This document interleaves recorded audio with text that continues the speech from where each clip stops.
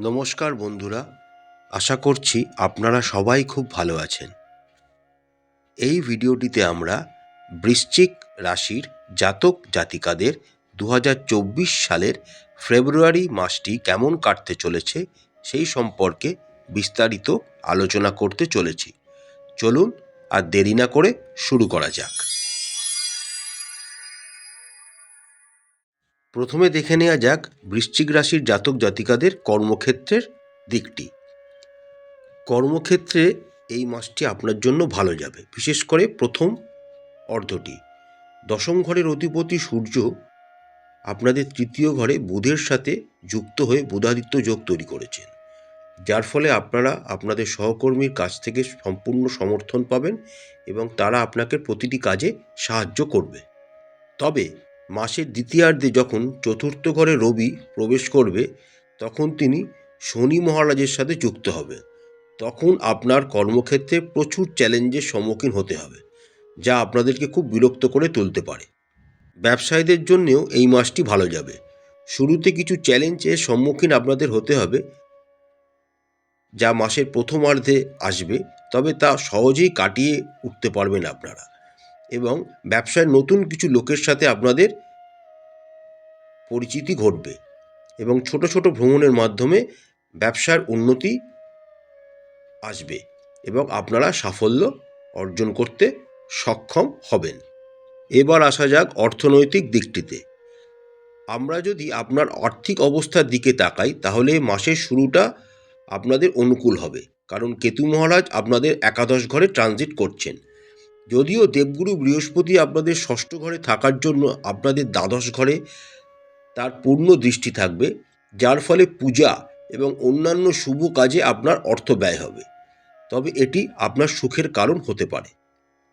যারা ব্যবসা করছেন তারা মাসের দ্বিতীয়ার্ধে ভালো আয়ের সুযোগ পাবেন, যার কারণে আপনারা আপনাদের পরিকল্পনাগুলি সম্পূর্ণ করতে সক্ষম হবেন। এই সময়টি বিনিয়োগের জন্য অনুকূল হতে পারে, তবে বিশেষজ্ঞের পরামর্শ নিয়েই এগোনো ভালো হবে। এবার দেখে নেওয়া যাক স্বাস্থ্যর দিকটি। এই মাসটি স্বাস্থ্যের দিক থেকে উত্থান পতনে পূর্ণ হতে চলেছে। দেবগুরু বৃহস্পতি আপনাদের ষষ্ঠ ঘরে ট্রানজিট করার জন্য আপনাদেরকে পেটের রোগের বিষয়ে সতর্ক হতে হবে। আপনাদের পরিপাকতন্ত্রের অবনতি, বদহজম, গ্যাস ইত্যাদির মতো সমস্যা আপনাদেরকে সময় অসময় সমস্যায় ফেলতে পারে। এরপরে তৃতীয় ঘরে মঙ্গল ও শুক্র এবং বুধ এবং সূর্যের উপস্থিতি আপনাকে গলা এবং কানের সমস্যা দিতে পারে, তাই একটু সাবধানতা অবলম্বন করা উচিত। এবার দেখে নেওয়া যাক প্রেম ও বিবাহের দিকটি। আপনারা যদি প্রেমের সম্পর্কে থাকেন, তবে এই মাসটি আপনার জন্য অনুকূল হবে। পঞ্চম ঘরে ট্রানজিটরত থাকা রাহু মহারাজ প্রেমের ক্ষেত্রে আপনাদেরকে একটা আলাদা উচ্চতায় নিয়ে যাবে। আপনারা আপনাদের প্রিয়জনের সাথে কথা বলে আনন্দ পাবেন, একে অপরকে সমর্থন করবেন এবং একটি সুন্দর সময় অতিবাহিত করবেন।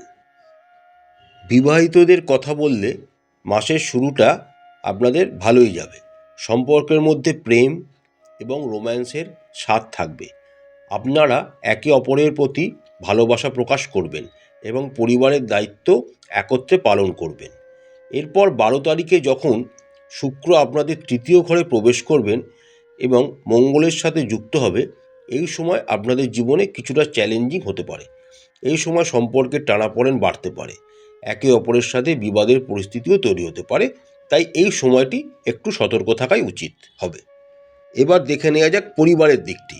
পরিবারের ক্ষেত্রে এই মাস মিশ্র ফল বয়ে আনবে। মাসের শুরুতে বৃশ্চিক রাশির জাতক জাতিকাদের ক্ষেত্রে শুক্র এবং মঙ্গল দ্বিতীয় ঘরে ট্রানজিট করবেন। এর ফলে পরিবারে অনুষ্ঠানের কোনো আয়োজন করা যেতে পারে এবং লোকজন যাওয়া আসা নিয়ে আপনারা ব্যস্ত থাকবেন, যার ফলে আপনাদের পারিবারিক জীবনে সুখ থাকবে। আপনারা এবং আপনাদের ভাই বোনদের সাথে সম্পূর্ণভাবে সুন্দর সময় অতিবাহিত করবেন এবং অনেক অমীমাংসিত কাজও সম্পন্ন হবে।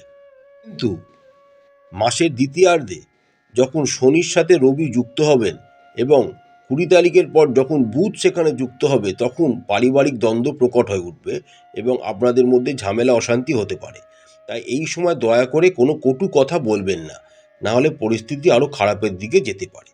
প্রতিকার: রাশি অধিপতি মঙ্গলের বীজ মন্ত্র জপ করুন, অশ্বত্থ গাছে জল নিবেদন করুন, মাথায় হলুদের তিলক লাগান ও শ্রী বিষ্ণুর পূজা করুন, কুকুরকে রুটি ও দুধ খাওয়ান। আশা করছি বন্ধুরা, বৃশ্চিক রাশির জাতক জাতিকাদের 2024 সালের ফেব্রুয়ারি মাসটি খুব ভালো কাটবে। মা তারা আপনাদের সবাইকার মঙ্গল করুন। আমাদের চ্যানেলটি ভালো লাগলে লাইক করবেন, শেয়ার করবেন, সাবস্ক্রাইব করবেন। নমস্কার।